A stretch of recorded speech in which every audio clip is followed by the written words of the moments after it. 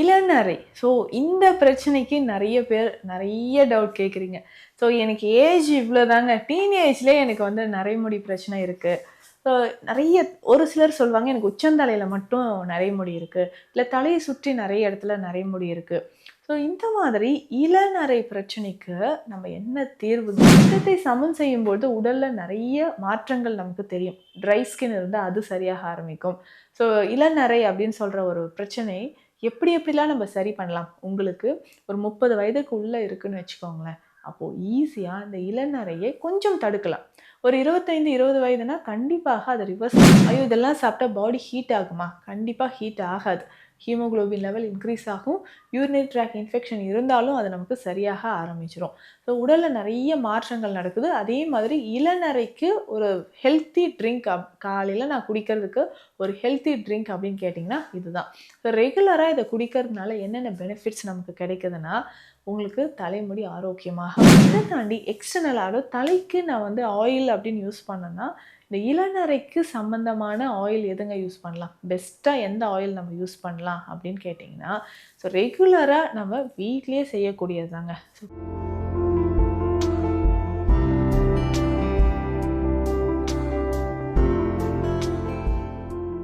வணக்கம். நான் doctor Nithya, Siddha physician. இளநரை. ஸோ இந்த பிரச்சனைக்கு நெறைய பேர் நெறைய டவுட் கேட்குறீங்க. ஸோ எனக்கு ஏஜ் இவ்வளோதாங்க. டீனேஜ்லயே எனக்கு வந்து நரைமுடி பிரச்சனை இருக்கு. ஸோ நெறைய ஒரு சிலர் சொல்லுவாங்க, எனக்கு உச்சந்தலையில மட்டும் நரைமுடி இருக்கு. இல்ல தலைய சுற்றி நெறைய இடத்துல நரைமுடி இருக்கு. ஸோ இந்த மாதிரி இளநரை பிரச்சனைக்கு நம்ம என்ன தீர்வுங்க இருக்கு?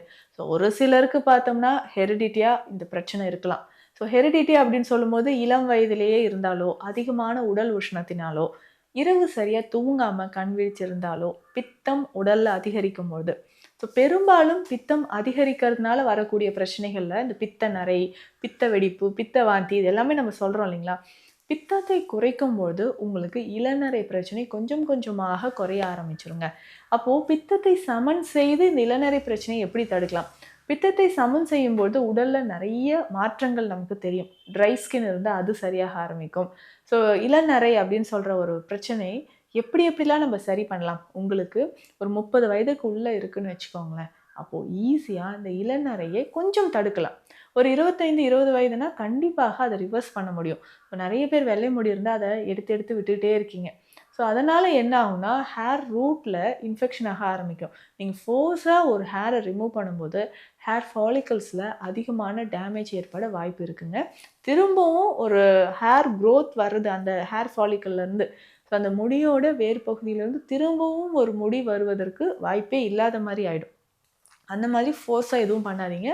ஸோ இதுக்கு வந்து ரொம்ப சிம்பிளான ட்ரீட்மெண்ட்ஸ் இருக்கு. முதல்ல கல்லீரல். ஸோ தலைமுடிக்கு என்ன பிரச்சனை இருந்தாலும் நம்ம ட்ரீட்மெண்ட் குடுக்கறது எப்படி இருக்கும்னு பார்த்தீங்கன்னா, அந்த கல்லீரல்ங்க. ஸோ அந்த கல்லீரலை சரி செய்யக்கூடிய, கல்லீரலை பலப்படுத்தக்கூடிய நம்ப உணவுகளோ, மருந்துகளோ நீங்க தொடர்ந்து எடுத்துக்கும்பொழுது, கொஞ்சம் கொஞ்சமாக உடல் நலன்ல இருக்கக்கூடிய பாதிப்புகள் உங்களுக்கு சரியாக ஆரம்பிக்குது. எந்த மாதிரியான உணவுகள் எடுத்தா இளநரைய நம்ம தடுக்க முடியும்? பேசிக்கா நம்ம வீட்ல இருக்கக்கூடிய மூலிகைகள் தான். இதுல நம்ம சேர்க்கக்கூடிய சில விஷயங்களும் நான் சொல்றேன். நெல்லி வற்றல் முதல்ல எடுத்துக்கோங்க. ஸோ நெல்லி வற்றல் அப்படின்னு சொல்றது, இத கஷாயமாக நம்ம பயன்படுத்தலாம். ஸோ நெல்லி வற்றல் ரொம்ப சிம்பிள்ங்க. இத நைட்டே நம்ம தண்ணீர்ல ஊற வச்சுடணும். ஸோ நெல்லி வற்றல் இருக்கு பார்த்தீங்களா? ஒரு 1 டீஸ்பூன் அளவுக்கு எடுத்து தண்ணீர்ல ஊற வச்சுருங்க. இது கூட உலர் திராட்சை 1 ஸ்பூன் அளவுக்கு எடுத்து தண்ணீர்ல போட்டுறணும். ஸோ நெல்லி வற்றல், உலர் திராட்சை, இதனோட 1 ஸ்பூன் அளவுக்கு கருப்பு எள்ளுங்க. ஸோ கருப்பு எள்ளு 1 ஸ்பூன். இத 3ம் சேர்த்து தண்ணீர்ல ஊற வச்சுடணும். ஸோ தண்ணீர்ல இரவு முழுவதும் அது ஊறின பிறகு, காலையில 3 கிளாஸ் தண்ணீர் எடுத்து, இந்த ஊறிட்டே இருக்கு இல்லையா? அந்த தண்ணீரோட சேர்த்து அதனோட கலந்து நல்லா பாயில் பண்ணிக்கோங்க. இதுல ஒரு சின்ன துண்டு அளவுக்கு கருப்பட்டி சேர்த்துக்கோங்க. இந்த கருப்பட்டி சேர்க்கும்போது உடல்ல இருக்கக்கூடிய அந்த ஹீமோகுளோபின் லெவல் நமக்கு இன்க்ரீஸ் ஆகும். ஐயோ! இதெல்லாம் சாப்பிட்டா பாடி ஹீட் ஆகுமா? கண்டிப்பா ஹீட் ஆகாது. ஹீமோகுளோபின் லெவல் இன்க்ரீஸ் ஆகும். யூரினரி ட்ராக்ட் இன்ஃபெக்ஷன் இருந்தாலும் அது நமக்கு சரியாக ஆரம்பிச்சுரும். ஸோ உடல்ல நெறைய மாற்றங்கள் நடக்குது. அதே மாதிரி இளநரைக்கு ஒரு ஹெல்த்தி ட்ரிங்க் காலையில நான் குடிக்கிறதுக்கு ஒரு ஹெல்த்தி ட்ரிங்க் அப்படின்னு கேட்டிங்கன்னா இதுதான். ஸோ ரெகுலரா இத குடிக்கிறதுனால என்னென்ன பெனிஃபிட்ஸ் நமக்கு கிடைக்குதுன்னா, உங்களுக்கு தலைமுடி ஆரோக்கியமாக வளரும். கருப்பு எள்ளுல பார்த்தீங்கன்னா, ஈஸ்ட்ரோஜன் நெறையவே இருக்கு. கால்சியம் சத்து, இரும்பு சத்து நெறையவே இருக்கு. ஒமேகா 3 ஃபேட்டி ஆசிட்ஸும் இதில நெறைய இருக்கு. ஸோ இந்த கஷாயத்தை, இந்த பானத்தை டெய்லி காலையில் குடிச்சிட்டே வரும்போது தலைமுடி உங்களுக்கு ரொம்ப ரொம்ப ஆரோக்கியமாக வளர ஆரம்பிக்கும். சருமத்தில் நிறைய பேருக்கு ட்ரை ஸ்கின் இருந்தால் அதுவும் சரியாக ஆரம்பிக்கும். ஸோ ட்ரை ஸ்கின் இருக்கிறவங்களுக்கும் சரி, இளநரை இருக்கிறவங்களுக்கும் சரி, ஹீமோகுளோபின் ரொம்ப குறைவாக இருக்குது, எனக்கு ஒயிட் டிஸ்சார்ஜ் ஆகிட்டே இருக்குன்னு சொன்னீங்கனாலும் இந்த பானத்தை காலையில் டெய்லி நம்ம குடிச்சிட்டே வரலாம்.